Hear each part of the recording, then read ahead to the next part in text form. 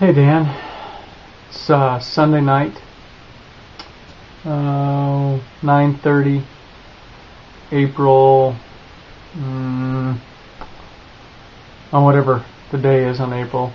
I guess it's the last Sunday in April. And it's been a long time since I've made a video, and I'm very sorry for that. I've watched your last one. And it's funny because what I realized reading your last one is how much I tend to think that I'm the only one who is going through the struggle or experiencing struggle of everyday life, of being busy, of trying to balance work and extracurricular and kids, with trying to find time for my spouse, who I shouldn't forget either, lest I not have one 20 years from now, or 15 years from now when the last child is left. I was actually talking over the weekend on Saturday with a friend of mine. Her name is Christy. She used to work for us. She's an accountant in Milwaukee. In fact, we might be staying at her apartment after the game in Chicago. She and her roommate are going to be in Colorado, so it's going to be empty. And anyway, but regardless, she was up visiting her sister, and she was talking about a guy she's dating, and she was wasn't sure if she was annoying him or if she was calling too often, and I told her not to infer things from him not calling her, except for the fact that he hasn't called her. But the why, the motive, is for many reasons, and it could be for the exact same reason she's not calling him. But it got me to thinking about inferring information from facts, and often inferring wrong motives. So again, I don't want to think that I'm the only one who's struggling here. For me, it's been a lot of work, working morning at one store, afternoon in the other store, trying to get all the administrative stuff done, and frankly, I've not been keeping up, and I've been behind, and trying to keep swimming. I'm only swimming twice a week now. We've started remodeling the house, and I'm trying to do that for an hour or so every night. It would be great if we were done with it by the time you got here, at least with the major bedroom walls tearing out business. So, and the kids are active in sports, although honestly, half the time I'm not even aware of when Beth takes them hither or thither. And the guilt that comes from that is immobilizing. And by the time I'm done with the day, it's 9:30 at night.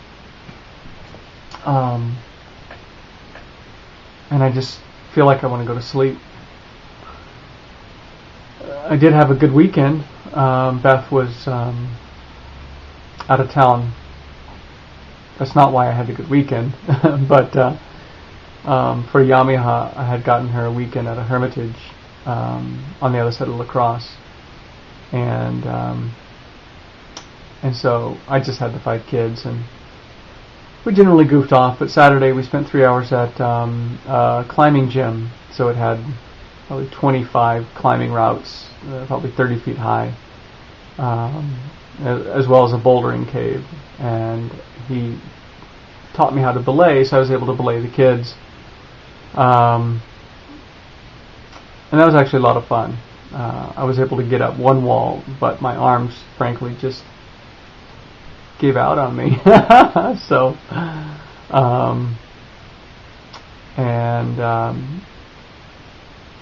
and then I had softball practice today, It seems like I'm hitting the ball so much better than last year. We'll see what it's like when I'm actually in a game and all nervous. But I was out in the outfield. There was only 4 of us today because the weather was pretty bad. And there was a high pop fly, and I took it right off the end of my glove and off my left knee. And, you were commenting on feeling old. Man, I really can't run anymore. I'm wondering what it's going to be like trying to hobble down to first base. I guess we'll find out. But you'll be here for one of my games, so I'm looking forward to that.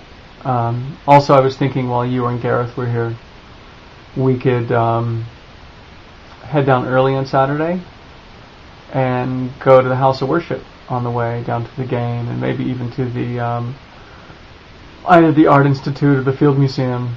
It's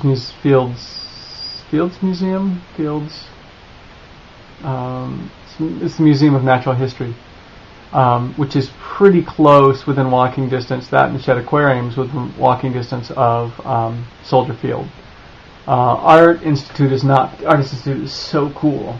I've never actually been there without lots of small kids, so some really cool artwork there. But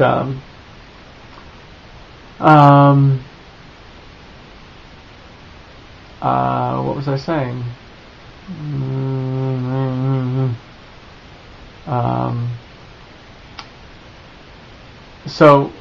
But I guess that depends on where we stay, whether we're going to hit the House of Worship before, or maybe on Sunday. So it would be nice to be down there at noon, because noon they have devotionals, and anybody can get up and read prayers. I think it'd be kind of neat to get up and read a prayer during the devotional. So, but I'll call ahead and figure out. And again, where we're going to stay, Rex Thornton, his daughter's in Waukegan, which is probably about a half an hour away, and Milwaukee's about an hour and a half away, but it's not exactly on the way home. So we'll see. But in digging out during this remodel, I was cleaning out that back little office, which is down in the basement, and coming across a bunch of old stuff from college and soon after Beth and I were married. And it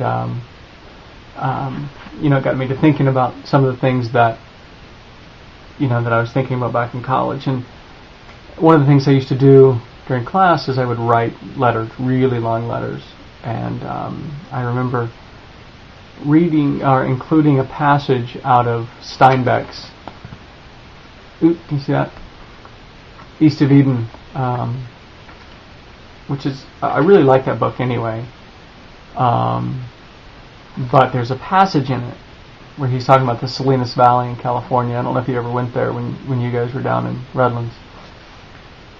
But he's talking about the flowers, and he's saying, on the wide level acres of the valley, the topsoil lay deep and fertile.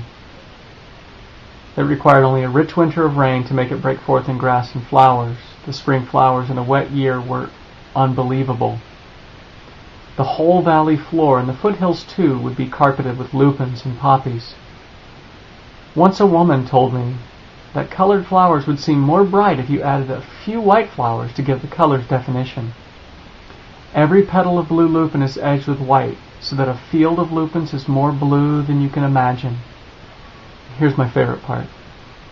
And mixed with these were splashes of California poppies. These too are of a burning color.